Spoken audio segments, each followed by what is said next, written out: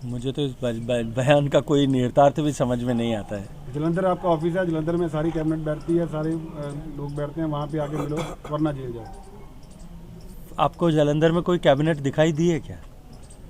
मुझे लगता है कि इस तरह के अनर्गल बयान देना, और सिद्धू साहब के बयान को तो सिद्धू साहब की पार्टी खुद ही सीरियसली नहीं लेती है। सिद्धू साहब सुबह बयान देते हैं, शाम को मुख्यमंत्री अलग बयान देते हैं। सिद्धू साहब पार्टी के मुखिया हैं, वो बयान देते हैं, पार्टी के मुख्यमंत्री और पार्टी के मंत्री उसकी जो है आलोचना करते हैं।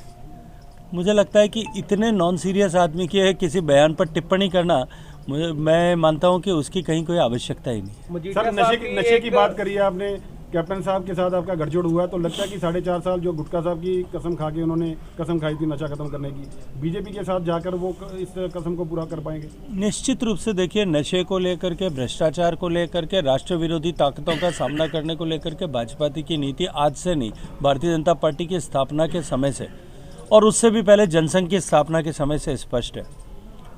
भ्रष्टाचार के प्रति जीरो टॉलरेंस की नीति है, नशे के प्रति जीरो टॉलरेंस की नीति है, माफिया राज के प्रति जीरो टॉलरेंस की नीति है, और इन सब से आगे बढ़ कर के देश विरोधी ताकतों को बर्दाश्त नहीं करेंगे, इसके प्रति भी जीरो टॉलरेंस की नीति है। भारतीय जनता पार्टी की नीति स्पष्ट है। पंजाब को नशे से मुक्त कराने के लिए, पंजाब को माफिया से मुक्त कराने के लिए, पंजाब को लैंड माफिया से, रेता माफिया से, शराब माफिया से मुक्त कराने के लिए, और दूसरी तरफ पंजाब को रोजगार युक्त बनाने के लिए, पंजाब को समृद्ध बनाने के लिए, पंजाब को एग्रो इंडस्ट्री का हब बनाने के लिए हम भारतीय जनता पार्टी चुनाव के मैदान में है, और हम इसी संकल्प को लेकर के जनता के बीच में जा रहे हैं। नशे की बात चल रही है, मजीठिया साहब पर एनडीपीएस का पर्चा जो है, नए साल पे उनकी पिक्चर जो है हरमंदर साहब में वायरल हुई है, अकाली दल ने भी पुष्टि की है, पुलिस नहीं पकड़ पा रही है, उस पर आपका रिएक्शन नहीं है? देखिए, मुझे लगता है कि इसके ऊपर रिएक्शन तो चन्नी साहब से और सिद्धू साहब से लेना चाहिए। सिद्धू साहब बयान दे रहे हैं कि अगर मैं गृह मंत्री होता तो 3 दिन में पकड़ लेता। गृह मंत्री कह रहे हैं कि मैं जो है, हम अपना पूरा प्रयास कर रहे हैं।